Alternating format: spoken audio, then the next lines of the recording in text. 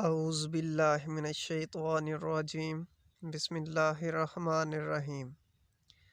अस्सलाम वालेकुम dear student, कैसे हैं आप सब लोग? माशाल्लाह, उम्मीद है आप सब लोग खैरियत से होंगे। बच्चों, आज हम एक टॉपिक के ऊपर डिस्कस करने वाले हैं जिसका नेम है consistency and non consistency of non homogeneous system of linear equation. Homogeneous system क्या होता है, इसके बारे में हम प्रीवियस लेक्चर में आप लोगों के साथ डिस्कस कर चुके हैं कि उसमें कंसिस्टेंसी का क्या रोल होता है, कंसिस्टेंस कब होता है, मैट्रिक्स कब नहीं होता। वो प्रीवियस लेक्चर में हम ये सारी की सारी बातें आपको बता चुके हैं। आज के इस लेक्चर में हम non homogeneous system of linear equation के बारे में आप लोगों से बात करेंगे। स्टार्ट करते हैं कि अगर हमें नॉन होमोजीनियस सिस्टम दिया जाए, उसकी कंसिस्टेंसी और नॉन कंसिस्टेंसी कैसे चेक करेंगे, इसके ऊपर हम बात शुरू करते हैं। हम सबसे पहले एक नॉन होमोजीनियस सिस्टम लेते हैं जो कि आपके सामने है। a1x plus b1y plus c1z equal है d1 के। a2x plus b2y plus c2z equal है d2 के। a3x plus b3y plus c3z equal है d3 के। ओके, अब ये कंसिस्टेंसी यानी कि ये जो हमें नॉन होमोजीनियस सिस्टम दिया गया है लीनियर फॉर्म में, तो इसकी कंसिस्टेंसी कैसे चेक करेंगे? By the help of rank, यानी कि हम रैंक की मदद से नॉन होमोजीनियस सिस्टम की कंसिस्टेंसी और नॉन कंसिस्टेंसी चेक करेंगे। अब हम ये जो हमें नॉन होमोजीनियस सिस्टम दिया गया है, इसको हम मैट्रिक्स फॉर्म में कन्वर्ट कर रहे हैं। We convert into matrix notation या फॉर्म। ये जो पहला मैट्रिक्स होता है, ये जो अननोन वेरिएबल्स हैं, इनके कोएफिशिएंट्स हमें ये मैट्रिक्स मिलता है। और दूसरा अननोन जो वेरिएबल्स हैं एक्स वाई जी, ये कॉलम मैट्रिक्स है। और तीसरा जो मैट्रिक्स है वो call me matrix D1 D2 D3 है। नेक्स्ट स्टेप पे हमने इसको नाम दे दिया है कि वेयर, ये जो मैट्रिक्स है इसको मैंने ए का नाम दे दिया, ये जो मैट्रिक्स है इसको एक्स का नाम दे दिया और इसको बी का नाम दे दिया। तो इस टर्म को देखते हुए तो हमें इनको नाम देने के बाद हमें इस टाइप की इक्वेशन मिलेगी, ए एक्स इक्वल बी। ठीक है, ये हमारे पास कौन सा सिस्टम है? ये नॉन होमोजीनियस सिस्टम से हमें ये इक्वेशन मिली। ठीक है, ओके।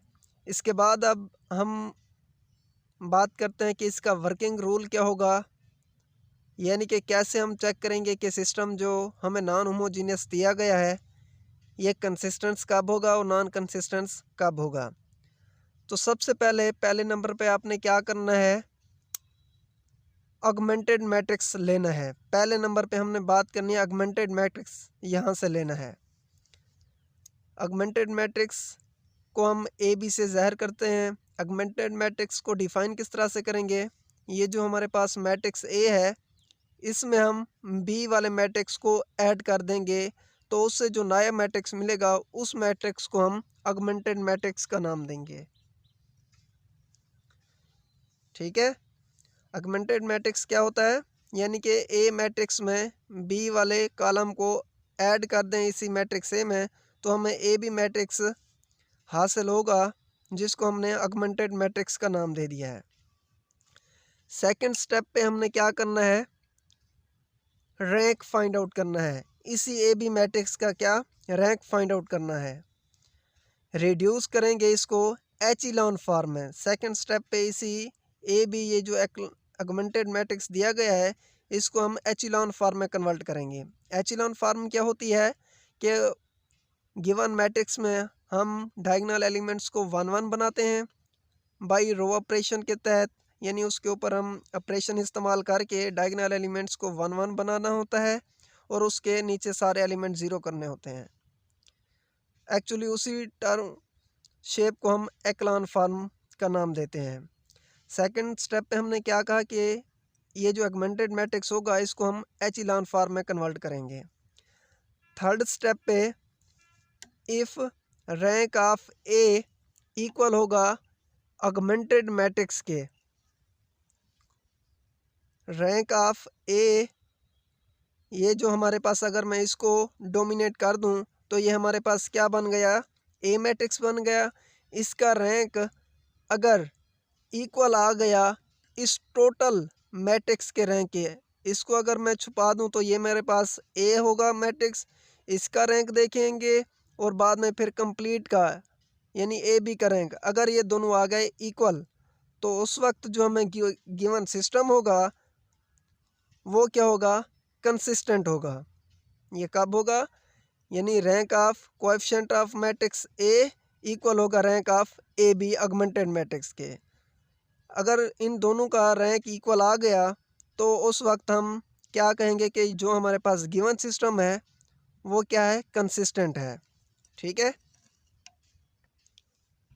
तीसरे नंबर में नेक्स्ट अगर हम बात करें कि अगर इफ़ रैंक ऑफ ए बराबर हो rank of A B augmented matrix के तो वो इक्वल हो नंबर ऑफ अननोन से, यानी कि रैंक ऑफ ए और ऑगमेंटेड मैट्रिक्स का रैंक भी इक्वल हो और नंबर ऑफ अननोन, यानी कि जिन वेरिएबल्स को हमने मालूम करना होता है वो वेरिएबल्स, उन्हीं को हम अननोन का नाम दे रहे हैं। अगर ये तीनों चीज़ें अगर आपस में आ गई इक्वल, कौन कौन सी, एक तो मैट्रिक्स जो ए हमारे पास गिवन होता है उसका रैंक, दूसरे नंबर पे ऑगमेंटेड मैट्रिक्स का रैंक और तीसरे नंबर पे नंबर ऑफ अननोन वेरिएबल्स, अगर ये तीनों आ गए equal. Number of unknown variable तो वैसे 3 होते हैं, अगर रैंक ऑफ ए बी भी 3 निकला, रैंक ऑफ ए बी 3 निकला तो उस वक्त जो हमारे पास गिवन सिस्टम होगा वो क्या होगा, एक तो कंसिस्टेंट होगा और यूनिक सॉल्यूशन देगा हमें। क्या कहा अभी मैंने कि रैंक ऑफ ए इक्वल होगा रैंक ऑफ ए बी के और इक्वल होगा नंबर ऑफ अननोन के, तो उस वक्त जो गिवन सिस्टम होगा वो क्या होगा, कंसिस्टेंट होगा और यूनिक सॉल्यूशन देगा हमें। ठीक है। तीसरे नंबर के सेकंड पार्ट में हम ये कहेंगे कि अगर if rank of A equal हो रैंक ऑफ ए बी के लेस देन हो नंबर ऑफ अननोन वेरिएबल के,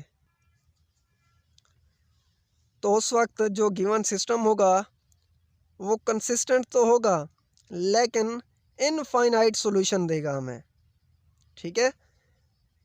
क्या कहा कि अगर रैंक ऑफ ए इक्वल हो रैंक ऑफ ए बी के लेकिन लेस देन हो नंबर ऑफ अननोन के, यानी कि रैंक ऑफ ए और rank of B augmented matrix का रैंक और सिंपल गिवन मैट्रिक्स का रैंक अगर इक्वल आ जाए लेकिन नंबर ऑफ अननोन जो वेरिएबल्स हैं वो इनसे ज़्यादा हों, तो फिर उस वक्त जो गिवन सिस्टम होगा वो कंसिस्टेंट तो होगा बट इनफाइनाइट सॉल्यूशन हमें देगा। ठीक है। Then system of linear equation has infinite solution. Fourth step पे हम ये कहेंगे कि अगर if rank of A not equal to rank of A B, यानी कि गिवन मैट्रिक्स ए का रैंक बराबर ना हो ऑगमेंटेड मैट्रिक्स के रैंक के, तो उस वक्त जो गिवन सिस्टम होगा वो क्या होगा, एक तो कंसिस्टेंट होगा और दूसरा नंबर पे हमें नो सॉल्यूशन देगा, यानी कि कोई सॉल्यूशन हमें वहाँ से नहीं मिलेगा। ठीक है। ये है वर्किंग रूल, यानी कि अगर हमें नॉन होमोजीनियस सिस्टम दिया जाए तो उसके बारे में हम कब क्या कहेंगे कि ये कंसिस्टेंट है और इनकंसिस्टेंट है। कंसिस्टेंट कब होगा और इनकंसिस्टेंट कब होगा, मैं दोबारा रिवाइज करा देता हूँ। अगर रैंक ऑफ ए इक्वल हो रैंक ऑफ ए बी के, तो उस वक्त जो गिवन सिस्टम होगा वो कंसिस्टेंट होगा। उसके बाद अगर रैंक ऑफ ए इक्वल हो ऑगमेंटेड मैट्रिक्स के और इक्वल हो नंबर ऑफ अननोन वेरिएबल्स के, तो जो सिस्टम होगा वो कंसिस्टेंट भी होगा और यूनिक सॉल्यूशन देगा। अगर if rank of A equal हो रैंक ऑफ ए बी के लेस देन हो number of unknown variable, then system of linear equation has infinite solution. तो उस वक्त जो हमें गिवन सिस्टम होगा लीनियर इक्वेशन का नॉन होमोजीनियस फॉर्म में, तो वो क्या देगा, हमें इनफाइनाइट सॉल्यूशन देगा। ठीक है। अगर rank of A not equal to rank of A B के हो, तो उस वक्त यानी कि rank of A given matrix A का रैंक बराबर ना हो ऑगमेंटेड मैट्रिक्स के। फॉर एग्जांपल इसका रैंक आ रहा है 2 और इसका रैंक आ रहा है 3, तो 2 नॉट इक्वल टू यानी 2 not equal to 3, then system जो होगा वो क्या होगा, इनकंसिस्टेंट होगा। उस वक्त हमें सॉल्यूशन नहीं मिलेगा उस सिस्टम से। ठीक है। अब मज़ीद कंसिस्टेंसी और नॉन कंसिस्टेंसी चेक करने के लिए अब हम एक क्वेश्चन लेते हैं। मज़ीद ये सारा का सारा वर्किंग रूल आपको पक्का कराते हैं, यानी कि ताकि बेहतर हो जाए आप लोगों के लिए।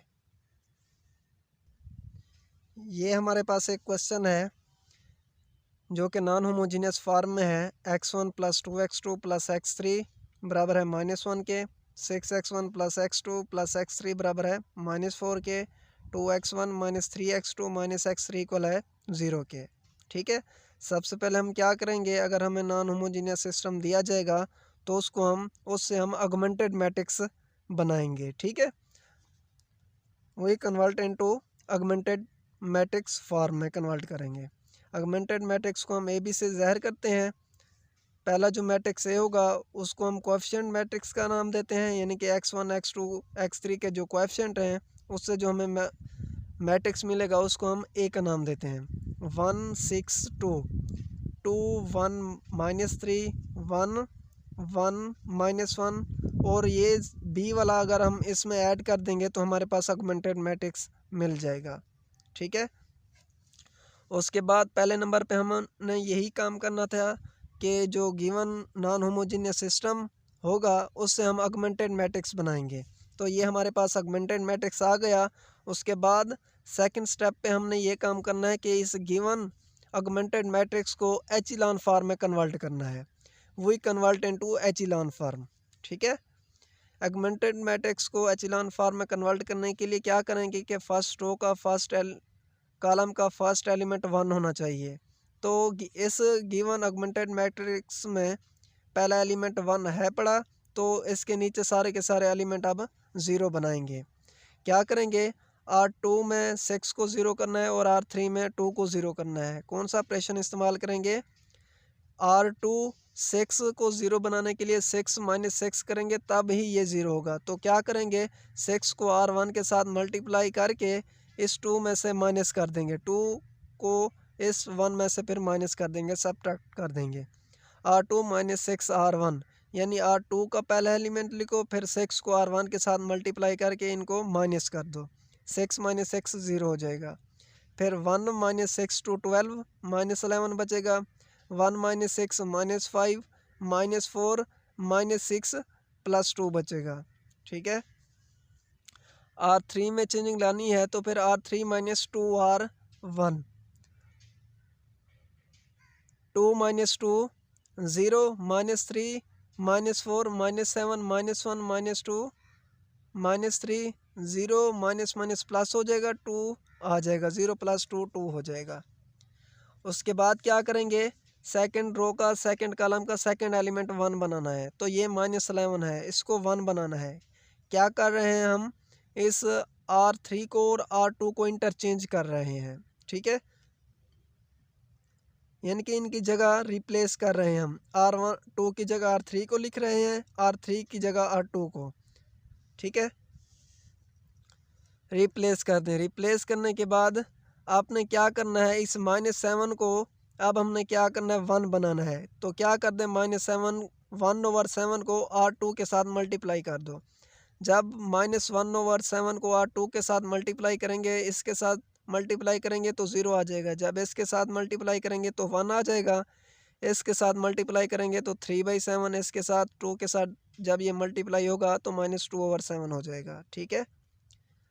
उसके बाद क्या करेंगे, 1 के नीचे सारे एलिमेंट 0 करने हैं। अब 1 के नीचे 11 है, 11 कब 0 होगा, जब हम R3 में से R11 को R2 के साथ मल्टीप्लाई करके इसमें ऐड कर दें। -11 + 11 0 हो जाएगा। -5 + 11 को 3 के साथ 33 हो जाएगा, 33/7, यानी -5 + 33/7। इनका एलसीएम लेके तो फिर हम इनको आपस में ऐड सब्ट्रैक्ट कर देंगे। कैसे, यहाँ पे मैं रफ अमल के तौर पर आपको समझा रहा हूँ कि कैसे आपने ये करना है। R3, अब ये -5 है ना, -5 + 11 को 3 के साथ मल्टीप्लाई कर दो, 33/7। अब इनका एलसीएम ले लो, 7 आ जाएगा। इसके बटे में 1 है, इसको जब इसके ऊपर डिवाइड करेंगे तो 7 आएगा। 7 को 5 के साथ मल्टीप्लाई करोगे तो -37 + 33 क्या बचेगा, -2/7 यहाँ पे लिख देंगे। ठीक है। इसी तरह से आपने इसके साथ भी 2 को माइनस कर देना है इसके साथ, 11 को 22 हो जाएगा। 11 को जब 2 के साथ मल्टीप्लाई करेंगे, ठीक है, 7 2 14, 14 - 22 कितना होगा, 8 बचेगा। ठीक है। 8 को जब 2 के उसके ऊपर डिवाइड करेंगे, यहाँ देखें मैं यहाँ पे लिख रहा हूँ, -11 को जब 2 के साथ 22, फिर 7 2 14, 14 में से 22 निकालोगे तो -8/7 हो जाएगा। ठीक है। अब क्या करना है, third row, third column, third element 1 बनाने के लिए ये -2/7 है, तो इसको यहाँ पे हमने 1 लाना है। तो इसके रेसिप्रोकल से इसको मल्टीप्लाई कर दो। ठीक है। -7/2 को R3 के साथ मल्टीप्लाई कर दो। जैसे ही मल्टीप्लाई करेंगे तो इसकी जगह 1 आ जाएगा, इसकी जगह 4 आ जाएगा। 7 से 7 कैंसिल हो जाएगा, 2 4 8 हो जाएगा, माइनस माइनस प्लस हो जाएगा। ठीक है। अब देखें ये हमारे पास एचलॉन फॉर्म में कन्वर्ट हो गया। यहाँ पे देखें, अगर हम, ये हमारे पास है ए मैट्रिक्स। ए मैट्रिक्स का रैंक कितना है, 3 है। रैंक होता क्या है, number of non zero rose. Matrix में जो नंबर ऑफ नॉन ज़ीरो रोज़ होती हैं उनको हम रैंक का नाम देते हैं। ठीक है। अब इसमें देखें मैट्रिक्स ए का रैंक कितना है, 3 है, और ऑगमेंटेड मैट्रिक्स का भी रैंक 3 है। ठीक है। और नंबर ऑफ अननोन देखें तो वो भी हमारे पास 3 ही है, यानी x1 x2 x3। तो इस वक्त जो सिस्टम होगा वो क्या होगा, कंसिस्टेंट होगा हमारे पास। क्या होगा, कंसिस्टेंट होगा और यूनिक सॉल्यूशन हमें देगा। ठीक है। अगर हम इसकी बात नहीं करते, यानी कि रैंक ऑफ ए और रैंक ऑफ ए भी बराबर आ गया है, तब भी हमारे पास जो गिवन सिस्टम होगा वो कंसिस्टेंट होगा। सेकंड नंबर पे रैंक ऑफ ए इक्वल हो रैंक ऑफ ए बी के और इक्वल हो नंबर ऑफ अननोन के, तो उस वक्त जो सिस्टम होगा वो कंसिस्टेंट भी होगा और यूनिक सॉल्यूशन हमें देगा। ठीक है। ओके। अब हम इनका सॉल्यूशन फाइंड आउट करते हैं। यहाँ से आप इसी मैट्रिक्स से, ऑगमेंटेड मैट्रिक्स से, जिसको आपने किस फॉर्म में कन्वर्ट किया है, एचलॉन फॉर्म में कन्वर्ट किया, यहाँ से इक्वेशनें बना लें। x1 + 2x2 + x3 इक्वल होगा -1 के, x2 + 3/7 x3 इक्वल होगा -2/7 के, और यहाँ से x3 बराबर होगा 4 से। x3 हमारे पास क्या आ गया है, 4 आ गया है।